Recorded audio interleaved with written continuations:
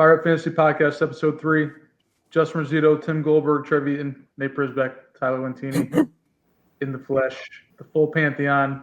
Biggest news of the week, I think we're going to start with Najee Harris. We're not sure if he's going to start training camp. It doesn't look like he's going to start training camp. Where are you guys at with Najee? Are you taking him or are you waiting on him? How you guys feeling? I was taking him before the firework injury. I'm still taking him. I'm taking him more now just because of how low he's going. I've seen him go as far as 145-ish.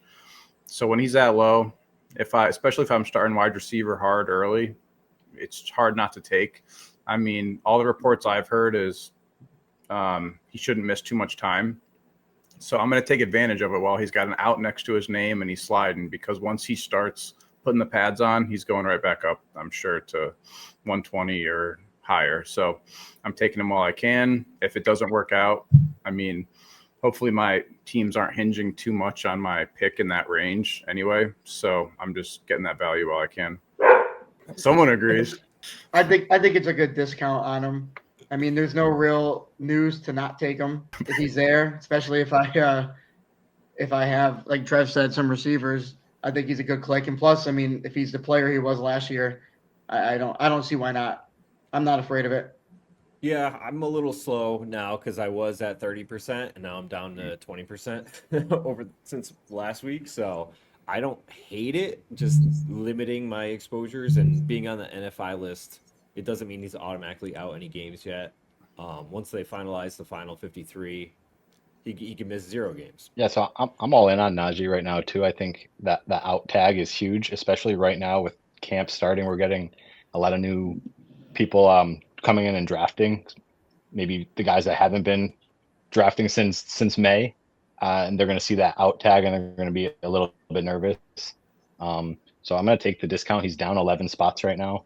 I'm at 11%. I love Najee. I have more Najee than I do Hampton, and I'm definitely I love the discount. Hammer the discount. Where do you think he settles at though? What if like in 2 weeks they're like, okay, he's definitely gonna miss the first 4 weeks? It's tough because you're trying to catch that falling knife, and it's like, all right, where is it?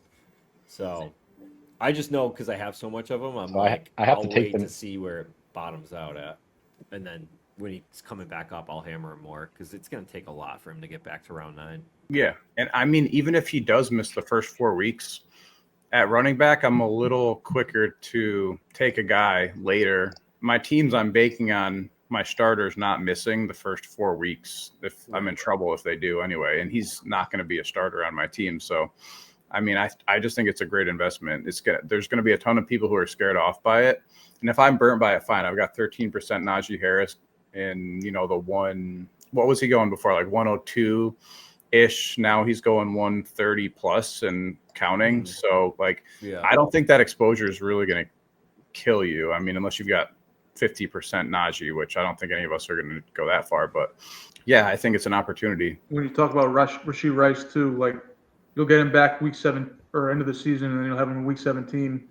Obviously, Najee doesn't have the same ceiling, but, I mean, if he's only missing a couple games, we don't even know if he's going to miss games yet. But if he only misses 3-4 games, the risk isn't huge, especially at that price. And then he's at the bottom of a range where you got Stevenson there, Rashad White. You put Najee Harris in that range, it's not terrible.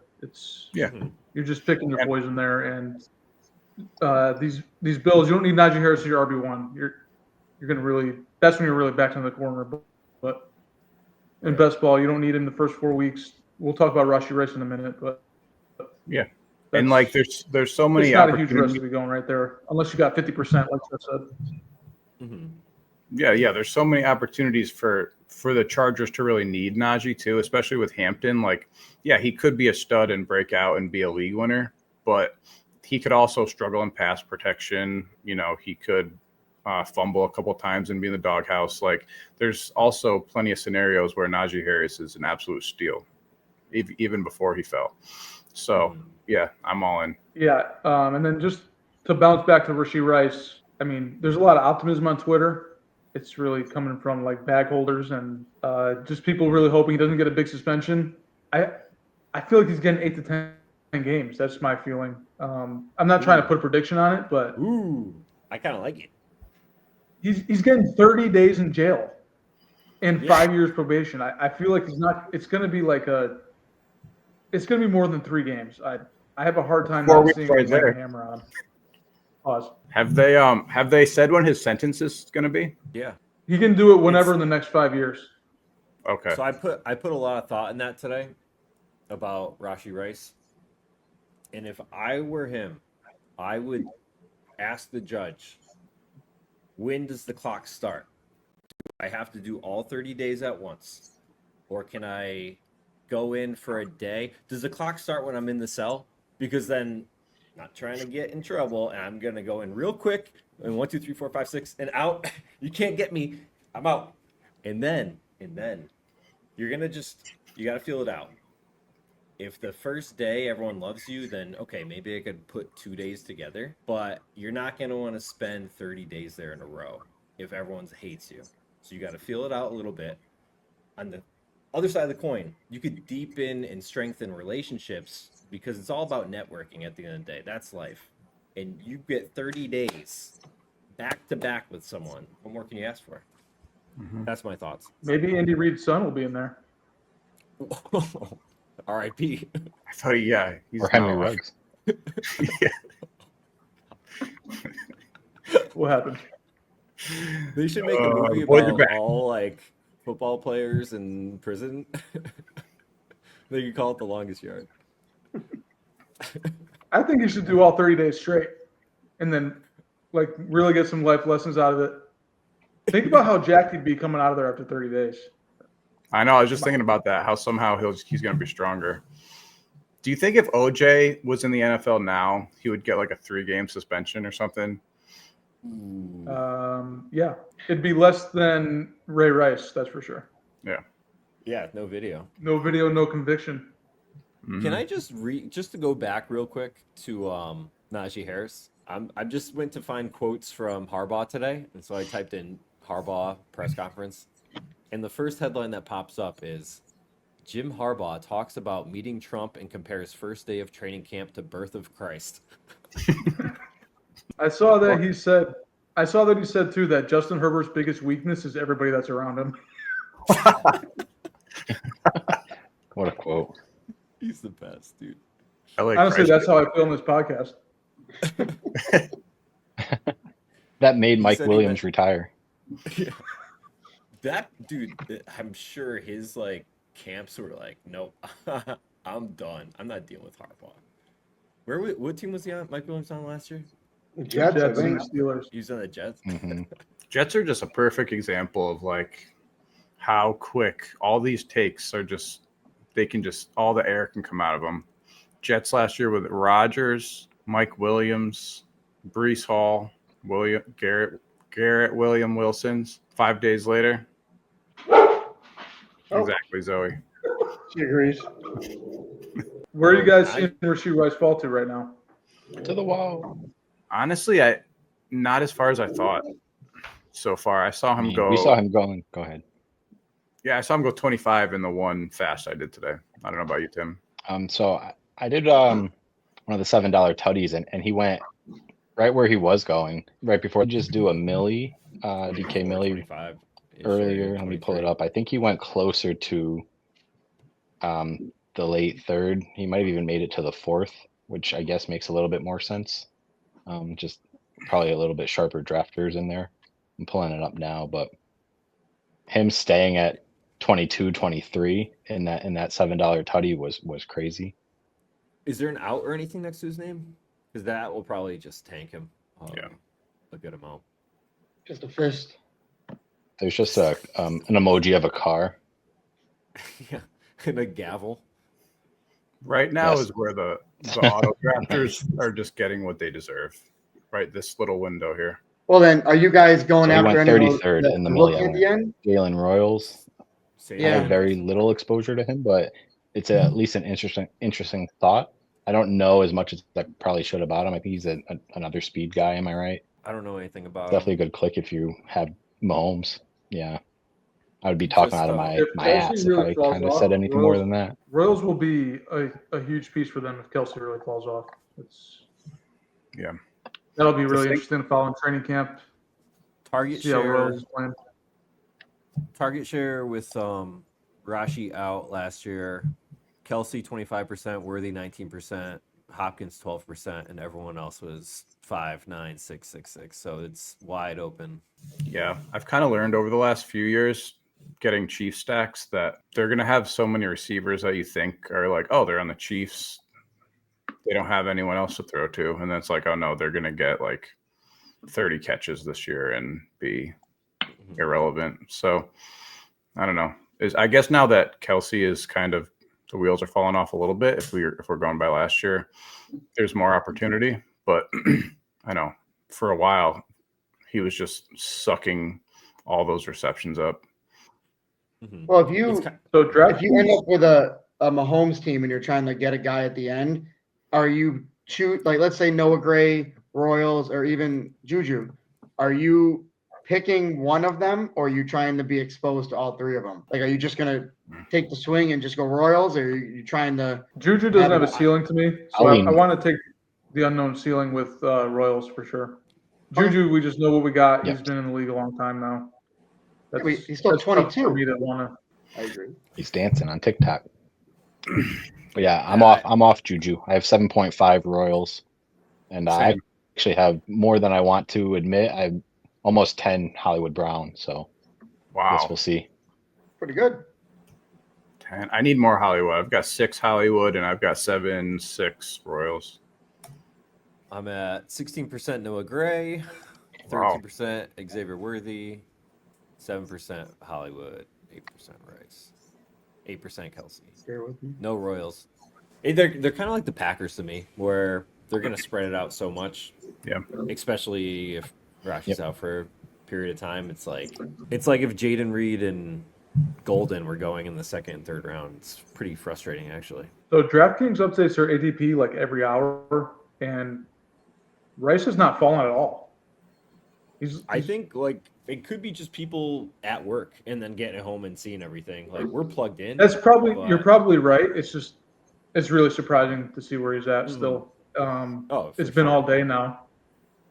And that's if people are doing that because they don't care about the suspension, you're taking him at the best possible outcome for the suspension of 2 or 3 games. When I keep coming back, 30 days in jail, 5 years probation. That's pretty severe compared to what we usually see. Who was the guy last year? Was it Kamara? Was he 4 games? I think so. I think he missed the first 4. I was just looking at his. And he was going. Who has a high ceiling? He was going in the 5th and the 6th, I believe. No, Kamara played all the games. I think he was the year before. But this wasn't it going into the year we didn't know if they were gonna do something, or is that the year before? I think it was Addison you might be thinking of, and it was delayed a year. Yeah. And Addison is about to be suspended too. But I don't know. Change the record.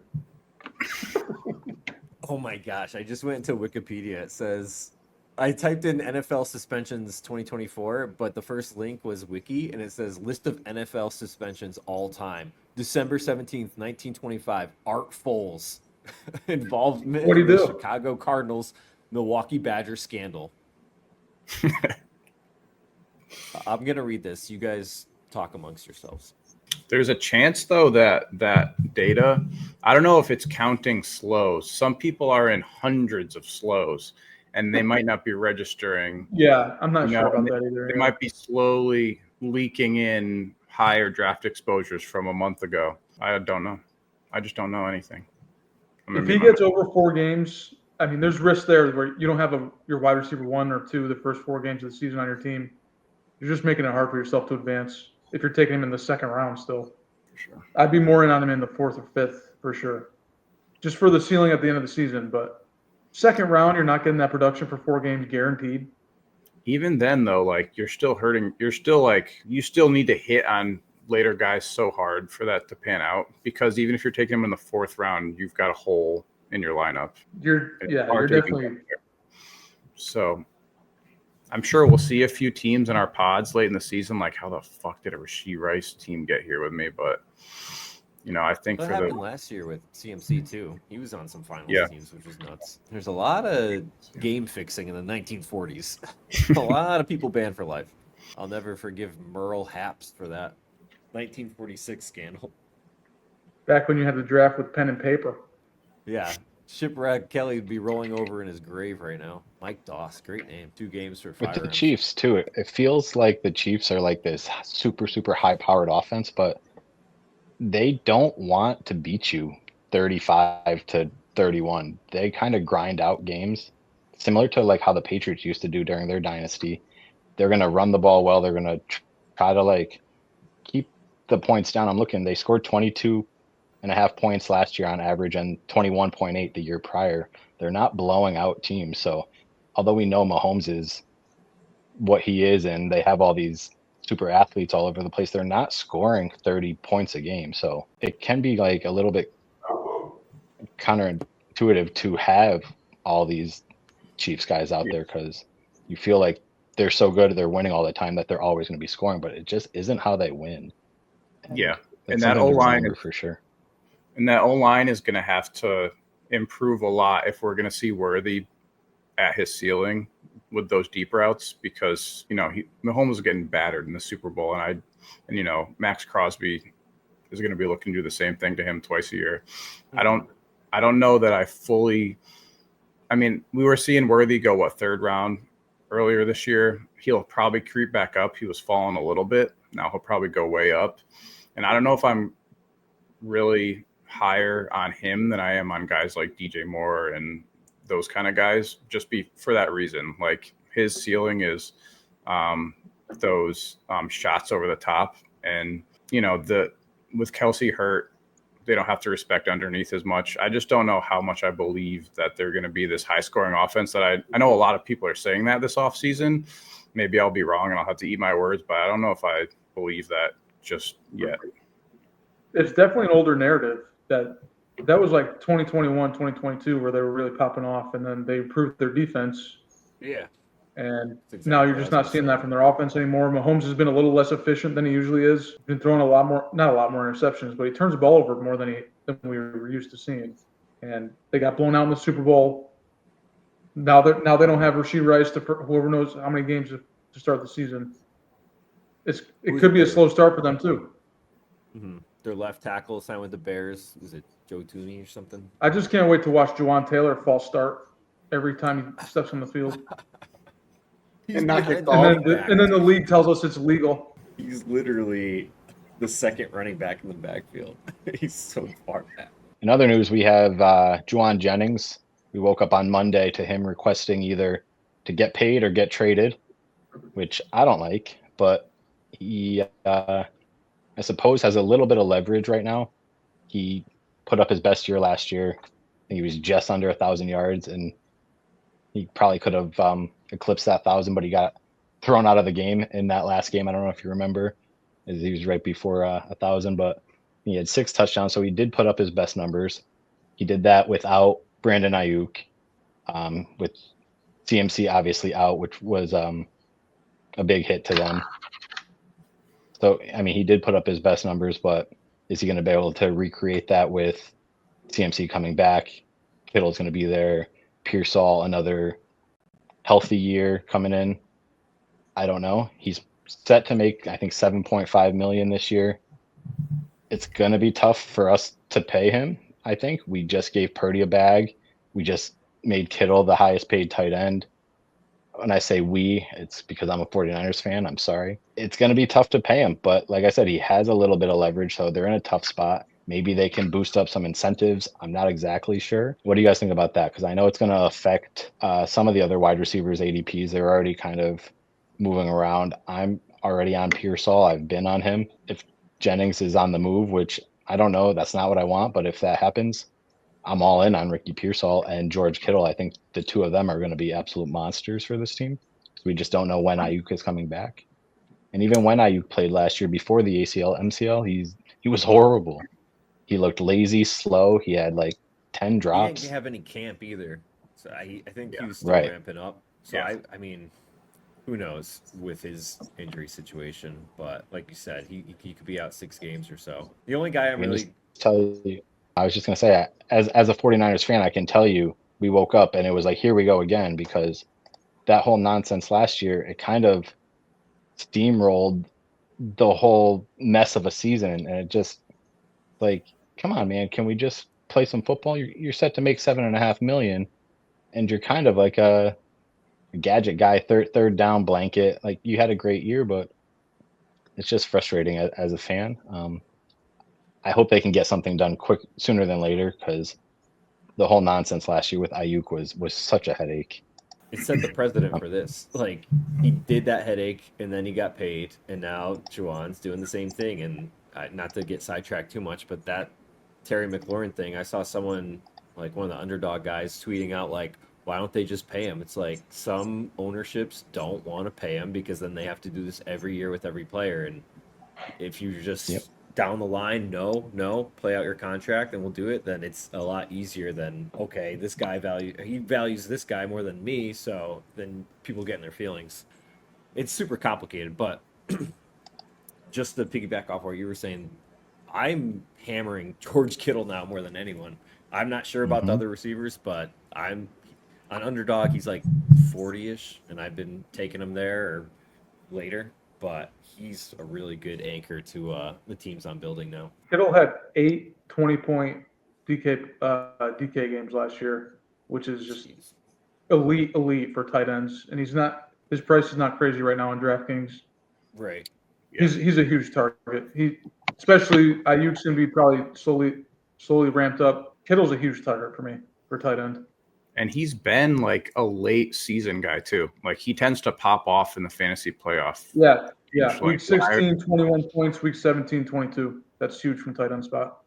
And if for some reason I have seen him sliding lately, but the whole Niner situation, like, I guess you can kind of see it coming. Like, a few years ago, you're like, all right, this team is fucking stacked. At a certain point, like, the rubber's going to meet the road here. And like, people are going to start getting paid, like, and injuries are going to happen, and it has happened, but they're kind of in a bind here because I feel like they've got CMC now, and like, who knows how many like elite CMC years you're going to get left. Like, this is your time. They still have a good defense, and it probably is going to take a little bit of a hit, but like, you still have guys on that team who are like big difference makers, who are either like getting to the point where you're going to start seeing a decline, or getting to the point where they're not going to be able to pay everyone. So like, I feel like they have to make it happen with this unit. And Jennings probably knows that. He's probably taking advantage of that as well. But it's like, what do you do if you're them? Because you can't just, I mean, if I'm the Niners, I might take a hard stance on Jennings. Like, caving to Ayuk at the time, I could see, because they needed that future guy. Debo is getting older. But like, I don't think they can just keep, every time someone holds out, being like, I'm paying you, especially like Jennings had a great year, but is he a guy that you're about to give a crazy contract to? I don't think. You just drafted Pearsall first round. Like, yeah, go draft another one in the second round. Exactly. And that Shanahan's that cocky where he's like, I could do it. I don't need you. I'm shocked they paid Purdy.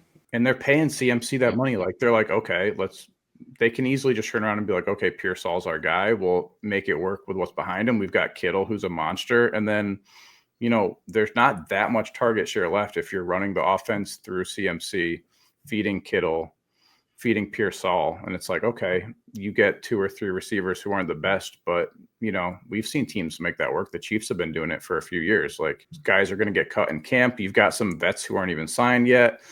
You still got Cooper out there. Who knows how much he's got left? Probably nothing. But, you know, if you get desperate enough, you've got Keenan Allen still out there. So there's moves you can make. And especially, it's the beginning of training camp. I don't think they're going to just cave to him yet. He's probably going to be sitting on the sideline for a while. Yeah. Since the news on Monday, Juwan Jennings is down 4.7 spots on DraftKings. Jordan Watkins, the 4th round rookie they drafted, is up 2.3 spots. So people are believing that something might come. I think if he holds out, Pearsall's probably going to flip him easily. Pearsall's only going 7 behind him right now. I love Ricky. Jennings just seems like someone like, thanks for what you did for us, Juwan, but we're going to trade you now because we don't want to pay you. Speaking of holdouts too, Gary Terry is trying to get that money. Have you been noticing him fall at all? Or any thoughts on that? Really. I haven't seen him fall too much. I know you posted one in the chat yesterday, and I was like, oh shit, maybe I can start getting him later. But I haven't seen it really happen for me. But kind of like the exact opposite of Jennings. If there's a guy who I think deserves to hold out and get paid, it's probably Terry. Like, he's been doing it with absolute garbage for how long, every single year, been one of the most consistent receivers, and now he's finally got someone and shown what he's capable of with Jaden Daniels at the helm. Right. Like how many like elite years does he have left? He's been doing it for a while now. I mean, I don't even know what season we're going into. Is it like 7 at this point with Terry McLaurin? Got to be close to it. Like, yeah, he deserves to get paid, and I feel like they have to. 1, 2, 3, 4. Came in 5, 6. Yeah. 2019. It's gonna be his 7th year. Yeah, I'm just hammering Deebo Samuel now. Yeah. Same. I don't think Tim, do you have that ADP pulled up or how he's moving?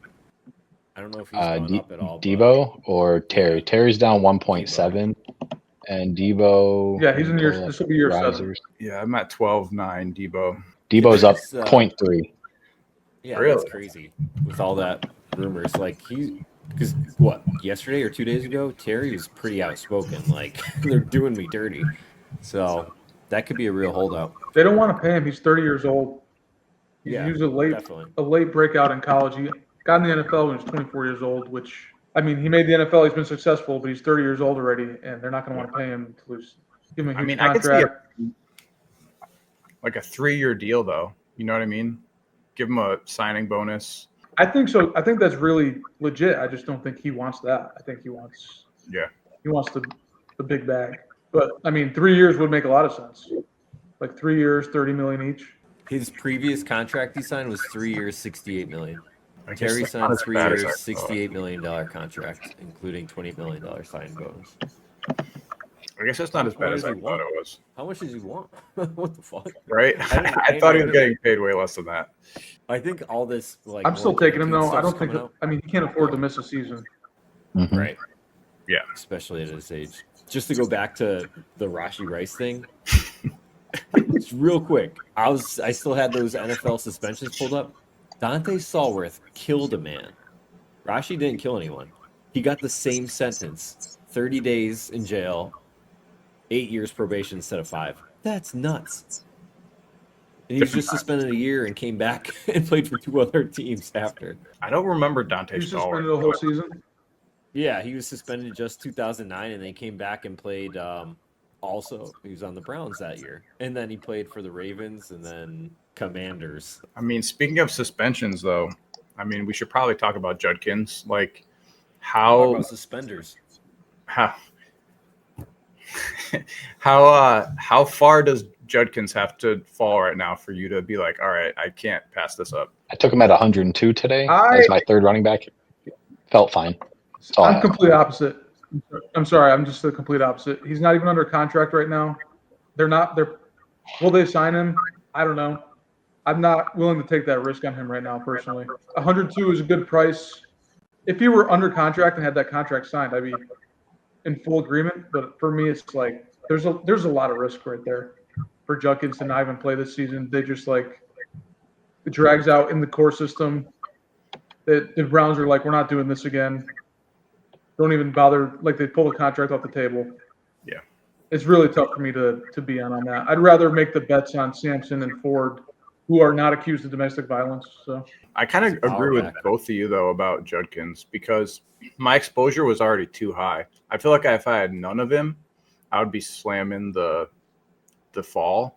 But since I'm already too exposed to him, I feel like I'm just kind of trying to limit my exposure because, like you said, there's a chance that they're like coming off the Watson thing. Like, I don't think they can really deserve, or I don't think they can like endure another terrible PR campaign like that. Like, oh, we just signed the sexual assault guy, and now we're gonna sign the domestic assault guy. It's like, Yeah, that could be something where Goodell steps in and is like, yeah.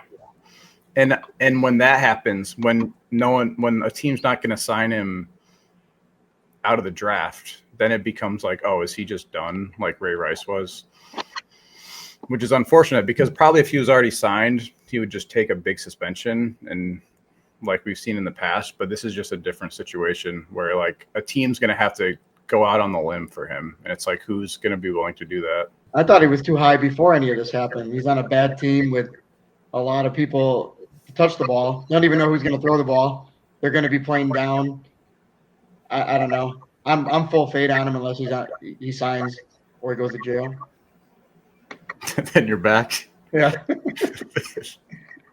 Yeah, I mean, I get into these situations where I wasn't taking him at first for like my first 60 drafts, and then I was like, what am I doing? Sometimes I just wake up and all of a sudden I'm in on someone. I'm like, I have these fantasies of them like going off for 200-yard games, and I don't have any of them because I faded them like an idiot. So I'm like, I gotta get him, and then I get a text from you guys like that some news came through, and I'm like, oh great.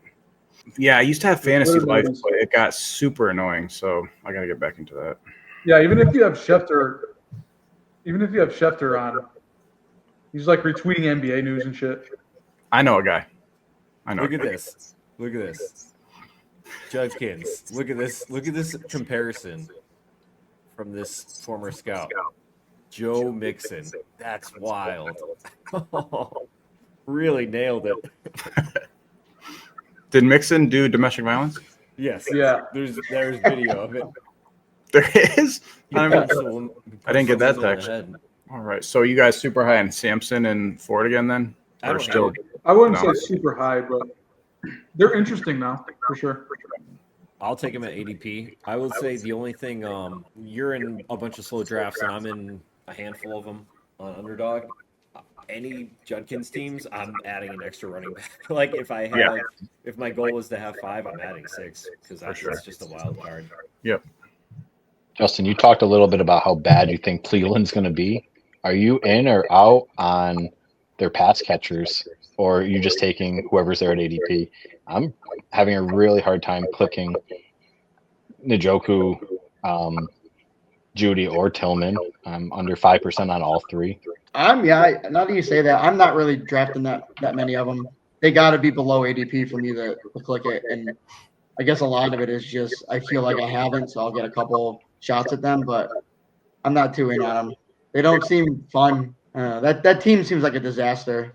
Seems like the Giants last year, even though they had some fantasy guys. I think I'm like most out on Judy, and I know he's like the best player, but just because his price is so high, I feel like I'm taking the bigger risk on him. And like, really, he was not doing too great until Jameis came in, and Jameis just fires it off, and you're going to get production with him, even if you're not going to win games.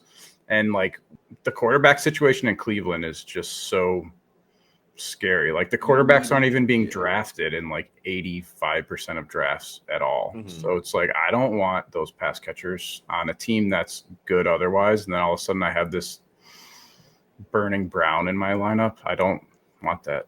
You really need Flacco to win that starting job to make any of those guys relevant. The only one I like at ADP is Njoku. Thankfully, they got a nice stable presence. Deontay Johnson is going to shore things up for them at wide receiver. Yeah. He's focused this year. They need to sell the team. He's way happier in Cleveland with the 5 quarterbacks that might throw him the ball. He's going to be way happier there. He's one of those guys where it just took people like 5 years to believe it, that he was over. And I don't know why. I've been out on him for so long. Remember that year where he scored like 1 touchdown or 2 touchdowns? Like he went 20 straight weeks or something without scoring. Yeah, so everyone's Maybe take he was just wasn't like, good. well, everyone's take was like, he can't do that again. He's going to have positive regression. It's like, no, he can do it for 100 years. Yeah, the Browns are going to be bad. Their first 5 games, listen, are the Bengals, the Ravens, the Packers, the Lions, the Vikings. Well, the Bengals are honestly, losing week 1 guaranteed. I mean, They're probably it happens all losing the time. first 4 weeks. But those 5 games whoever's starting might be out after the 5th game. If it's Flacco, we might get those rookies earlier than we thought. I was actually Which I don't know if that helps or hurts the receiving. And they traded for Kenny pass Pickett. They catchers. literally have so many quarterbacks. Yeah. Actually, None of it makes sense. He's shorter than Bryce Young, which is blowing my mind too. They all suck. Just start over, dude. Move the team. But Kenny honestly, Pickett could start week 3. I know he was like I guess, personal question here. What's everyone's Sanders? What's everyone's Sanders exposure? 0. I think I have $1 of him. I have Too probably much. $10 of him from the pre-draft best ball, and then once he got I got Get in one. line, pal. Let's see, 1.8%. But part of me is sitting here like, why wouldn't you start Sanders? Look at that team. Like, he's the one guy. I know no one believes in him, obviously. Look at the draft. That said, is Flacco your future? Like, Trev, is Pickett your I future? agree with you, but they drafted another quarterback before him.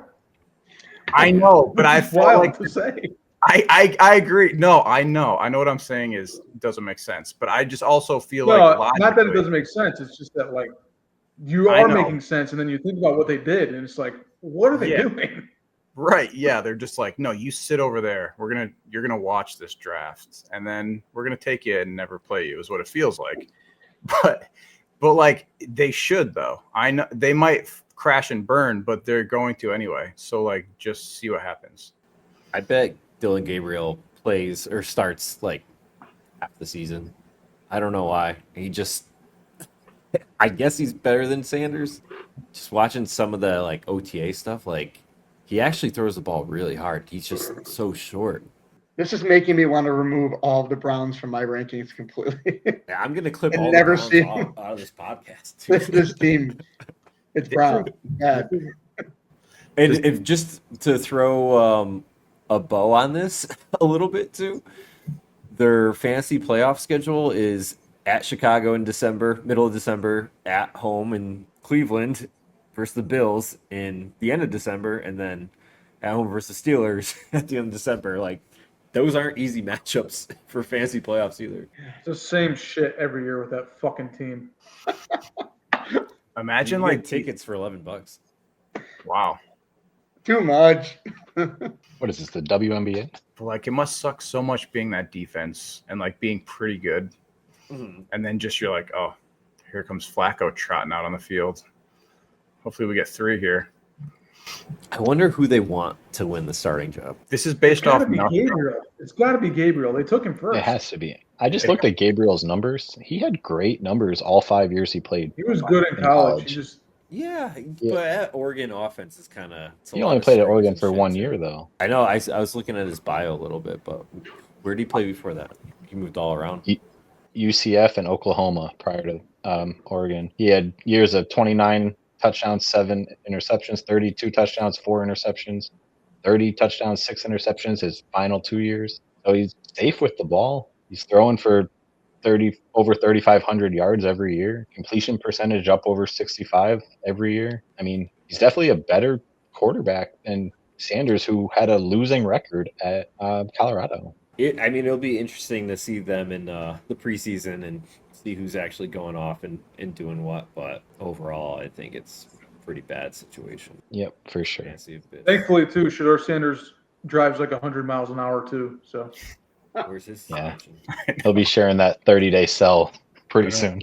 Well, the that's theme if of the he day doesn't is leave. speeding. He doesn't go in for 5 days and then leave for 5 days and then come back for 5 days.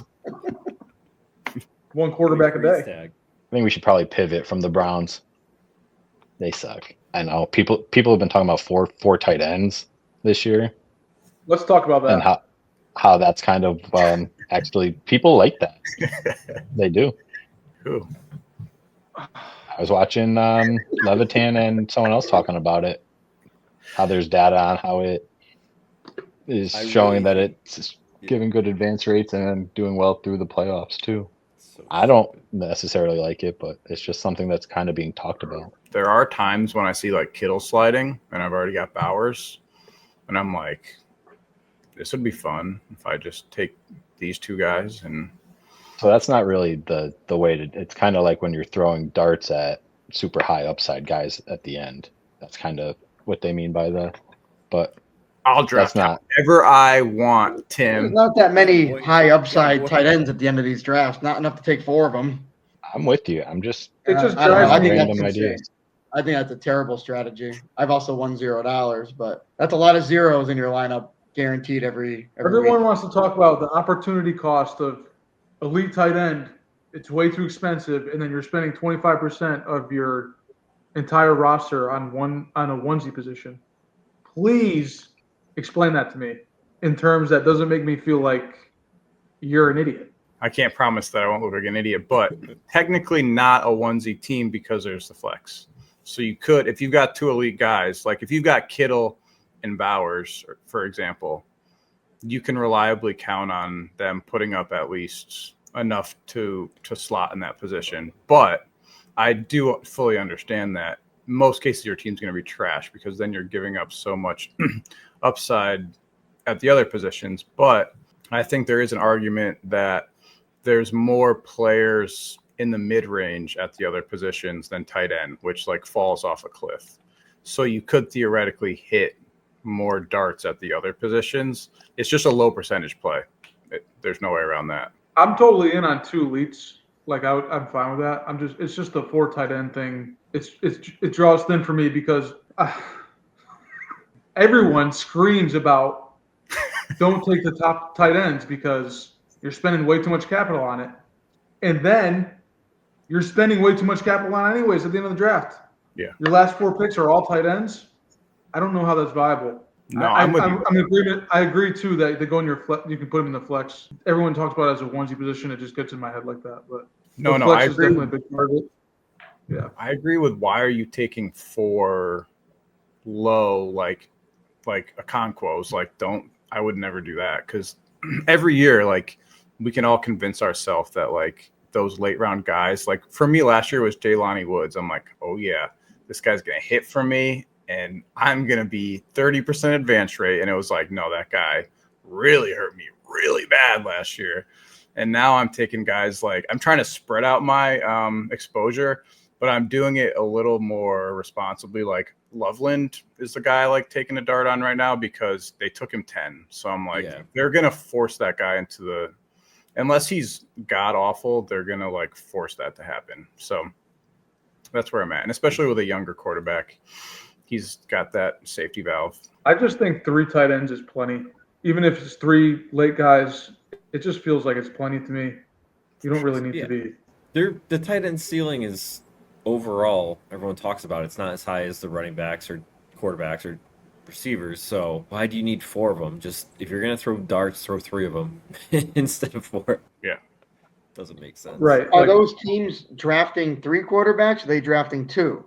Let me tell you what they're doing, Justin. They're taking 3 quarterbacks. Yeah, it sounds terrible. We looked at the DraftKings data that came out that they let out. It's like close to 75% of teams are taking 3 quarterbacks, which, like I said, is viable, but you're just doing the same thing as everybody else. Yeah. And then on top of 3 quarterbacks, 4 tight ends. That's 7 roster spots right there. Yeah, that's crazy. Yeah. Competing for 3 possible positions. That's 80% of your roster spots. The math is good there. Yeah, we're almost to March. If you're going to completely punt tight ends, it's a terrible strategy, but you're making it worse by taking a 4th. I don't know how you could watch a tight end basically be a big reason why someone won the Millie and then just ignore the fact that that's a good play. Yeah. And they all talk about the cost. Yeah, that team won with 1 tight end. It doesn't care how many they had in their team. They had 1, and that's all they needed. So people think, let's get 4.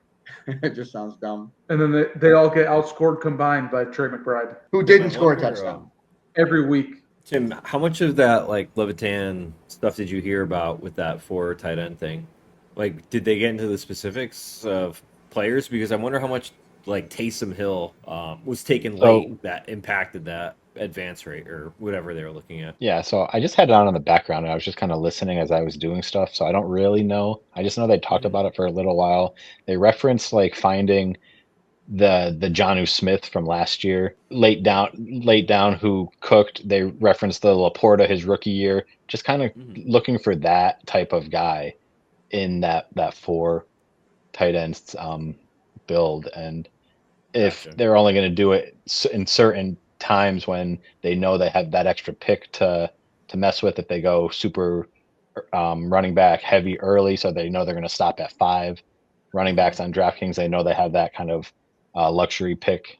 And that's they were just kind of talking about that, not specifically like saying it's optimal or this is what they like, but they're just kind of just exploring. I just don't see what you get out of it. Like if you're drafting a third or a fourth, they're probably in the last 3 rounds. At that point, you're drafting a backup, a tight end 2 on a team. That's not upside. That's okay. The top guy gets injured, and now you get maybe 15 points a week at max. Like I'd much rather go after Royals or some wide receiver 3 or 4 on a team that if someone gets injured, they could give you a Juwan Jennings ceiling.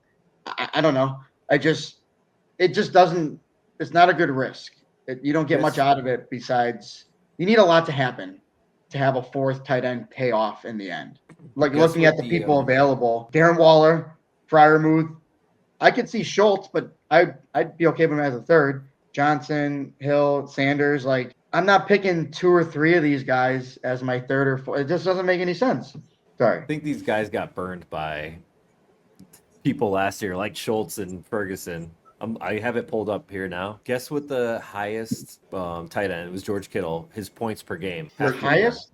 13. Yeah, 13.9. Okay. And then tight end 12 was Ertz at 8.2. So like I don't know. Over the course of the year, 5 points will make a difference. Like you said, 5 points a week. Yeah, 5 points a week adds up.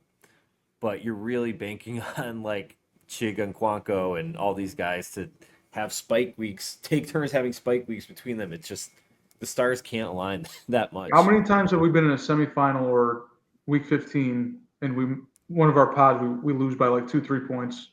And then imagine like you're in there with Dalton Schultz and you lose to George Kittle.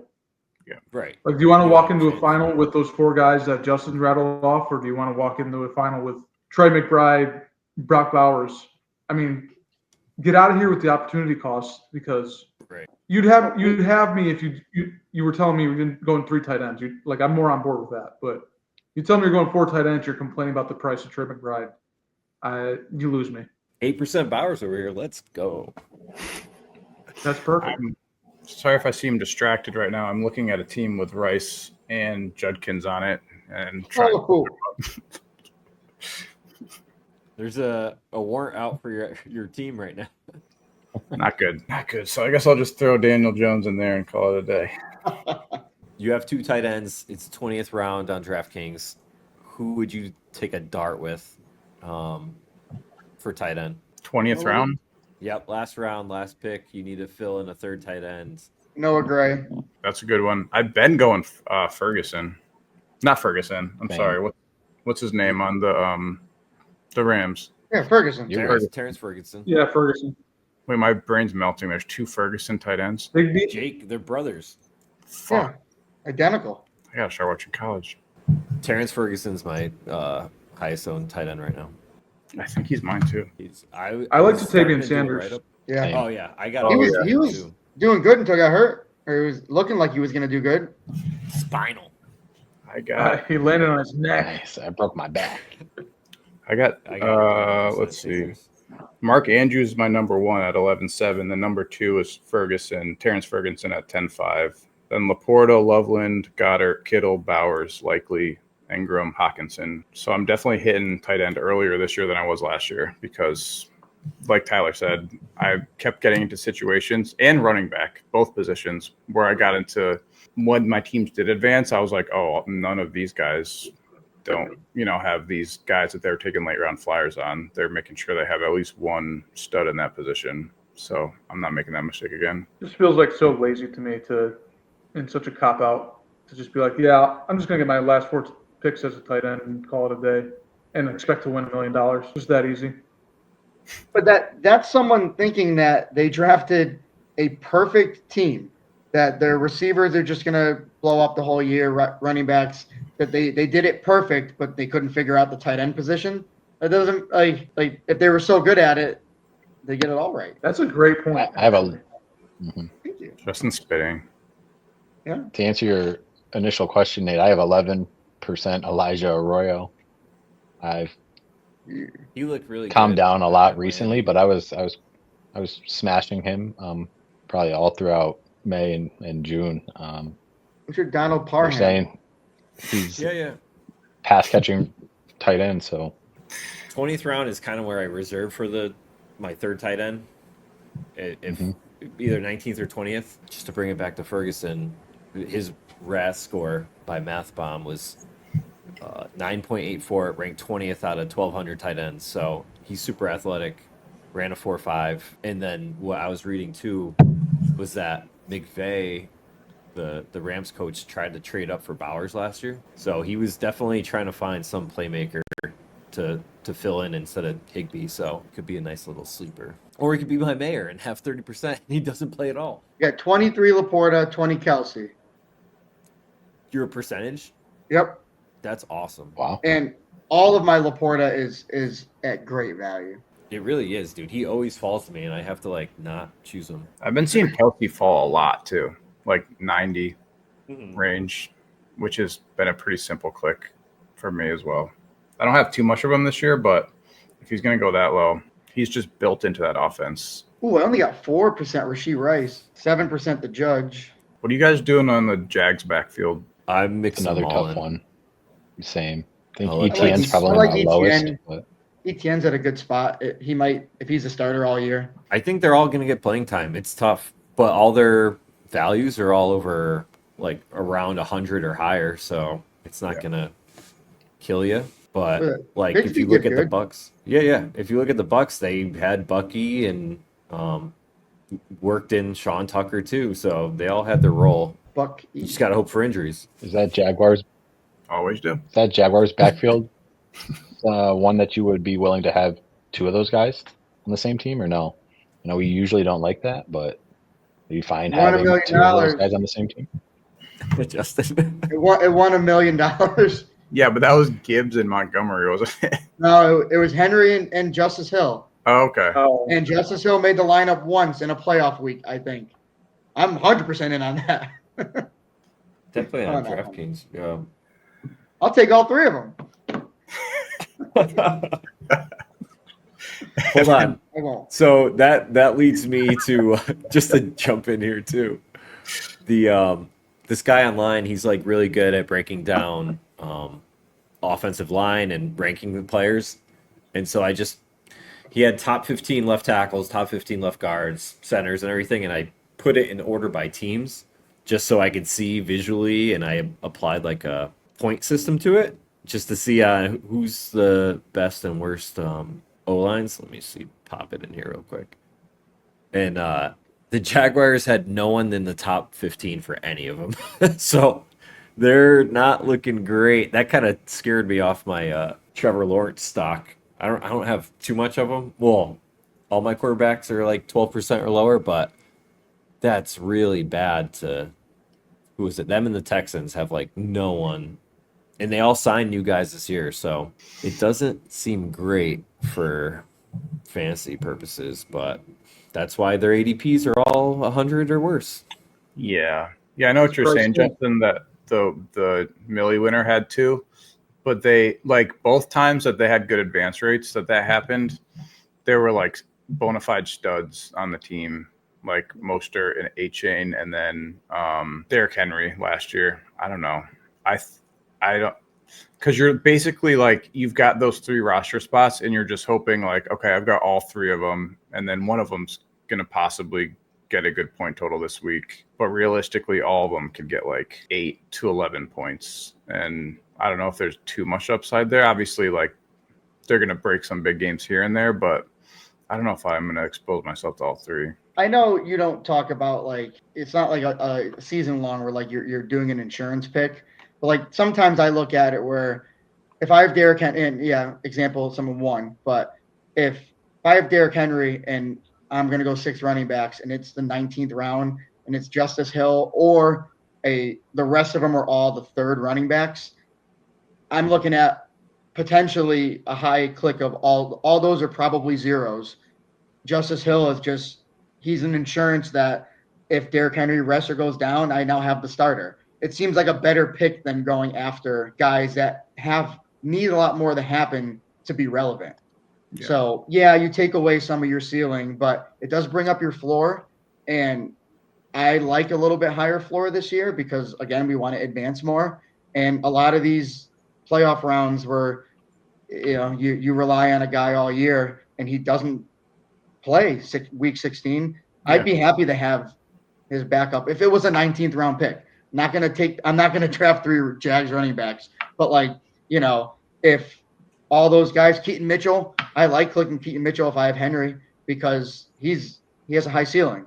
So I like what it could do for me if I have a team pushing to make that playoff run. Justice Hill had a defined role, like off the rip too. The first game of the year, he was on the 2-minute drill and third down, and the announcers were losing their minds. Oh, where's Henry? Where's Henry? But like he was gonna catch passes, and in DraftKings, that's super valuable to get in the lineup. So that's how he cracked it a couple times. For the Jaguars, I don't know. It's super tough. Like I don't know if I could do 2 guys. I mean, maybe if one falls 15 spots, sure, why not? I haven't done it yet, but Tootin is the guy who has at least the most juice and the fastest 40 who could hit a home run for you, where I'm leaning him. Bigsby had a couple big games last year. Definitely. And he went late. out, or Etienne went out, then Of those late, like 19, 20 round swings, who do you guys have the most exposure to? I think I'm looking at, let me see. Lloyd. I've got a bunch of him too, but my highest is Taj Brooks, I think 7%. And then I've got Giddens at 6.4. Giddens and Lloyd tied for 6.4. And Keaton. Lloyd's my 4th highest owned person. Noah Gray and Ferguson, I'm at 16%, 15%. I mean, for running Sanders. back. For running back, I've got Blake Corum at Corum? Oh, wow. 11%. People clicking the other guy ahead of him. I like Blake Corum. Yeah, they're really on Jarvis Hunter, but I looked at his numbers and I got really scared because I saw he had like 50-something carries for 200 yards. And I was like, yep, I'm out.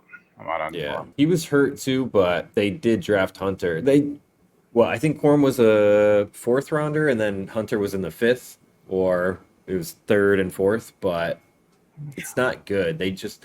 McVay, he had that thing with was it Darnell Henderson too, where it's like, he needs to trust you.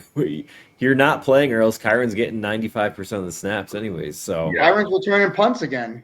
Yeah, you got to not falling for that again. Bake on an injury. I've got 4% Hunter. I've been going him if I'm going back up on that squad. I'm with Nate. I've been going with I got 11% Blake Corum. I got a lot of Jalen Wright. I like him get too. More of him. I'm trying I to think being 15%. The backup to a Chain, whatever his name is, not that he could get injured, but I mean that Dolphins offense, if it's what it was a couple of years ago, I wouldn't mind having as many guys as I can on that team. Yeah, Etienne can't hold up to a huge workload. So there's going to be another running back in that offense. For sure. I just don't know how much Madison's going to sponge up in that offense. Oh, Madison. I know. I don't know. He's on his 8th team? Gosh. Yeah, but he's back in the role that he was effective at. I know. He just Zamir White popped up with an ADP today, and it made me laugh. I know. Wow. I see some of those guys, and I'm like, what were we doing? What were they doing? What were the Raiders doing, Justin? I don't know. I'll tell you what you guys probably won't expect. What's my CMC exposure? 7%. 14. 15. I said first. I'm done. Yeah. 15 higher than last year. 14. I had 1%. I'm at 10%. By accident. That's a lesson. 10% Devin Neal there in the 20th. Fades don't. We'll see. I actually have a solid amount of him too. Who is it? Oh, Devin Neal. Neal. Him and Giddens are my 2 highest for that range. Tim, are you still off on Stevenson? No, I love Stevenson this year. Hated him last year. Love him this year. I think it might be worth a couple clicks on Kendrick Miller a couple times. Yep. I had a lot of him in the pre-draft. I saw some guy was breaking down his film on Twitter. He looked really good in the games he got in. He looked when he wasn't hurt. He could break tackles, falls forward. Looked really good. Dennis Allen. And he's behind a criminal. I have 7% Miller. Wow. That's pretty good. That's solid. You need one more. I think a lot of it was the pre-best ball. Nice time. He kind of excites me. 3rd year in the league now. If he can stay healthy, there's some juice there. He only had hamstring injuries, so it's not like he tore his ACL or anything. Like, I can't believe Burden hasn't been going up higher in drafts. Like, and Rashad White, I know Bucky took over that backfield, but for a late round pick, like I just like that pick too. He had 145 attempts last year for 12 points per game, 9 touchdowns. I think he's still going to get more of that offense than people are giving him I agree right now. I got Bucky's 10% small, Rashad too, White. so. Yeah. He's not going to get 25 carries a game. Well, their left tackle's out for the first 4 games at least. I think I Yeah. saw. Was it 4 or 6? But that kind of sucks. I mean, in the grand scheme of things, it's not it's not enough to change the ADPs. So what are you just not going to take these guys? Yeah. Like, it's fine. You guys taking more Jaden Blue yet? I'll If just he take doesn't, ADP. yeah, if he doesn't like get 5 carries a game, he's the worst running back of all time. Like I know. He's like Vaughn. Like I got so burned wide open Vaughn. for him. But like Miles Sanders, how does he? I don't see how you can give him carries over Javonte or a rookie coming in. Like unless the rookie's absolutely terrible, like you were saying. Yeah. He's got nothing left. That's got to be a scenario where he's just going to be there to start the season, and he's just going to quickly or slowly just fade out. So like you'll see him. I bet you like week 2 or 3, we're like, oh, we should have had more Miles Sanders, and then by week 6, we're just not even going to see him. I don't know. I feel like that's the most believable thing to happen. You know, I would compare Miles Sanders to like Clyde Edwards-Helaire. He's had his chance. Who cares? But He's I'm an athlete. I'm sure he's better than your typical football player, but fantasy-wise, they've had a chance and they're not good. He's just a younger Zeke. Like he's still dust. He's just like 10 years younger. And not as good of a prospect. Where was he before? Panthers. And then with the Eagles before? Yeah. Yeah. Was that where he always was, or is that He where was drafted by the Eagles, yeah. Okay. Penn State boy. He's following in Saquon's footsteps. Yeah, he was Saquon's backup.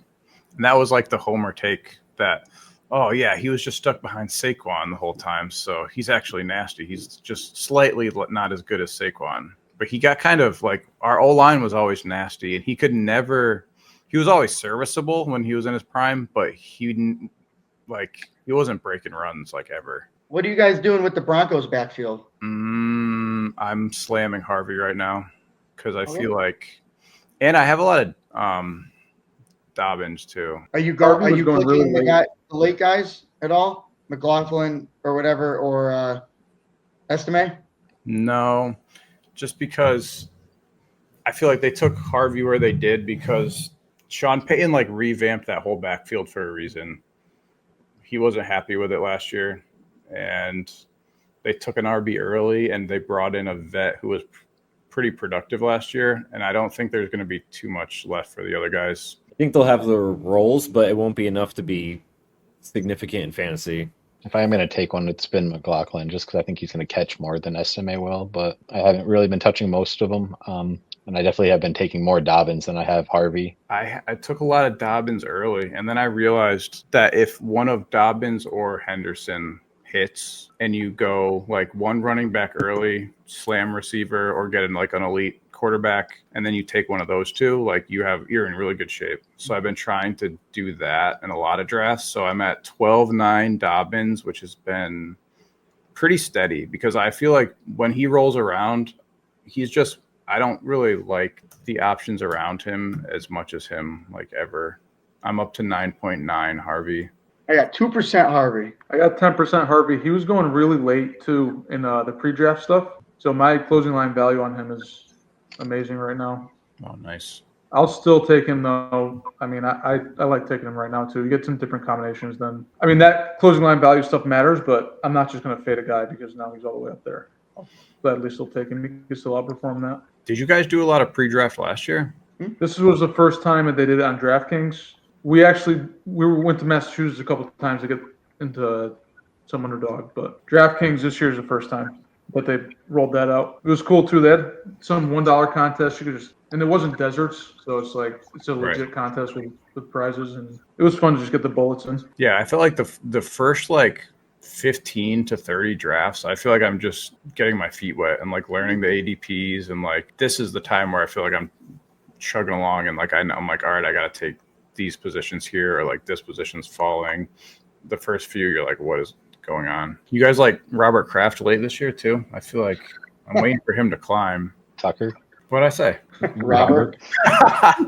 Yeah, do you like him late? You think he'll make? He's not going that. He's not going that late. I saw Tyler's face. I was like, what happened?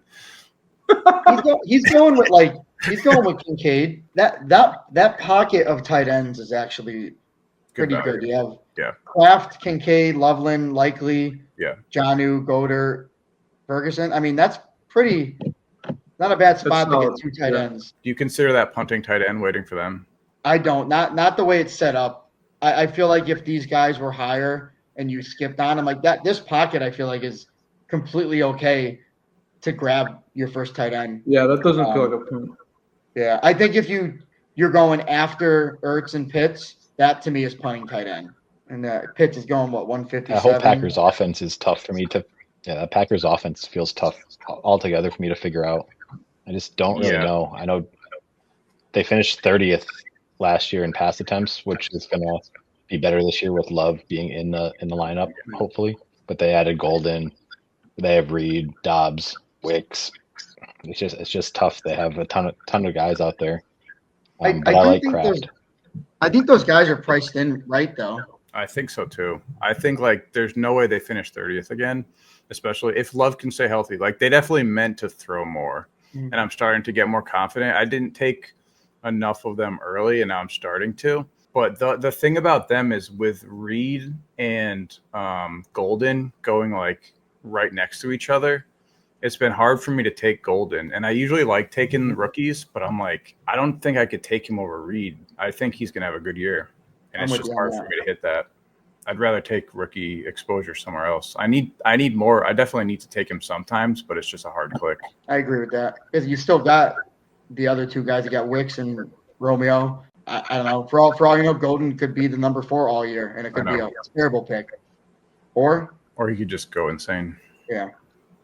And you could probably pencil Jacobson for 300 carries too. So Yeah. I mean, it's Paul gonna be- Jacobson? Yeah, He doesn't need 300. starting tailback for the Packers, probably gonna get 300 carries. 5 interceptions. Yeah, I'm the opposite. I'm all in on Golden. I have 13 Golden, 5 Reed, 10 Okay. Jacobson. No. Yeah, I just like the upside on Golden more. I mean, he Golden does. chicken eggs. You don't know his ceiling, so that's. And if the Packers are what they were 2 years ago, that could be a game changer. Tucker Kraft had Kevin, don't tell him. 60 receptions on 70 targets, so he's pretty sure-handed. That's 86% completion percentage when targeted. So So Talking about can Kraft? catch some touchdowns. Yeah, Kraft 60 catches on 70 targets is pretty solid. Yeah, he looked good, especially late. I've seen a lot of ridiculous comps this offseason, though, to Gronk and stuff, which is just stupid, but he's Yeah, I definitely commented on one of those.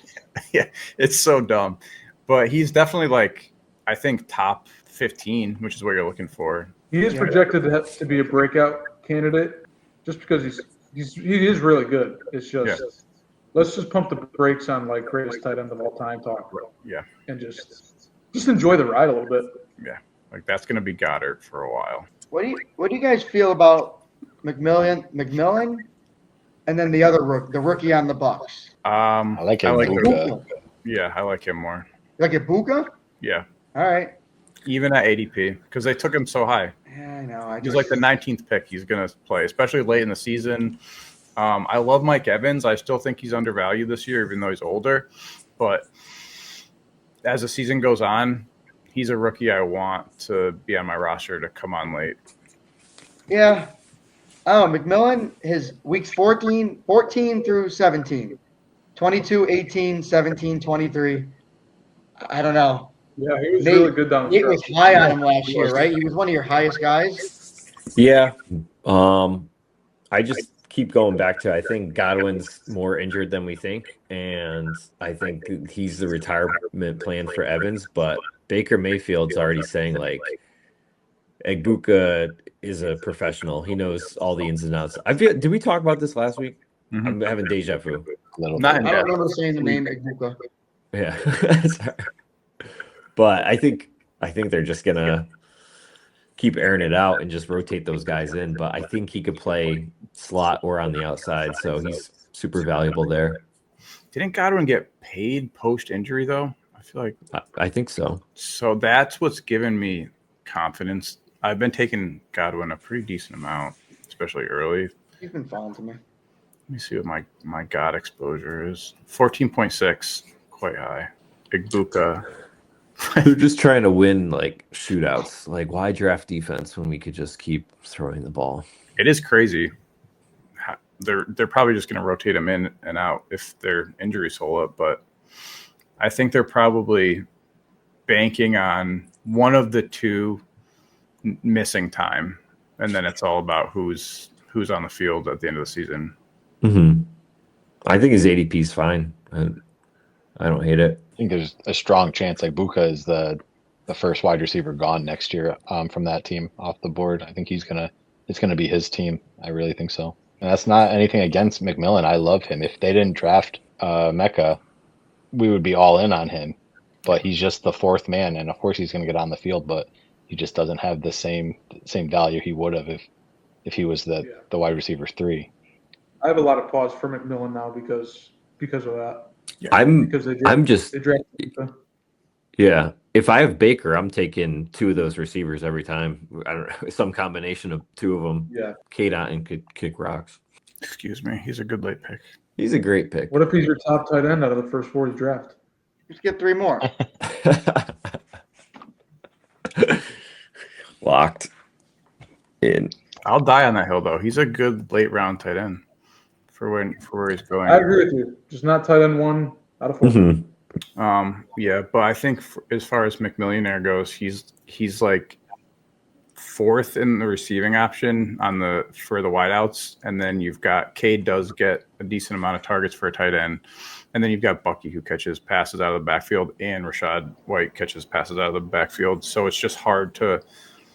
It's not that I don't believe in him in a different situation, but in this one, I'm sure he's sitting there like, what the fuck, man? He had a great year, but I don't see how he's going to have the opportunity. A lot of mouths. K-Dot had 21 in week 7, 29.1 in week 8, and 21.7 in week 9. That's a good 3-week stretch of 20 plus. Interesting. I opened that up to look at how bad he was, and then I stand here corrected. Did he start the year as tight end 1, or was there someone else ahead of him? No, he was the guy. No. I think He was tight end 1. Okay. Well, Godwin went down, and then he like picked up a lot more snaps, or not snaps. Yeah, he started like targets. Started slow. He had 1.5 in week 1, and then negative 0.4 in week 2. It'll get you. Dylan Lobb special. Why you take 4 tight ends? Yeah. 4 tight ends combined for 2 points. Their second tight end is Payne Durham. Yeah, he was definitely not the tight end 2. The financier? Hold the Durham. All right, so that was episode 3 of Fired Up Fantasy Podcast. Hope you enjoyed those big brain takes, swimming little fishes, and a brand new hat from Justin. It's a fish. Does it look like a fish? It's official. Oh. I was born with a fish. I was born in an aquarium. I just came All right, names that connote fish. Names like what? That connote fish. What'd Tyler say? Oh, I started with a baseball player. You said Mike Trout? Yeah. Jonathan Brooks. Cod Otten. Nice. Tyler Bass? Mm-hmm. There you go. Jeff Fisher. Chris Fisher Codman. is so good. Mark Teixeira. I think I went back to the well there. Easier on the phone. It's a lot easier when you're Yeah. not staring at your beautiful faces. I'm not thinking fish. Amani Tuna. Bill Nice. Parcells. Yeah, I like tuna Tagovailoa. All right, I'm going to bed. Yeah, me too. Right, throws for the end zone. It is caught. DK Metcalf. Touchdown, San Francisco. George Kittle just wanted it more. Burrow airs it out.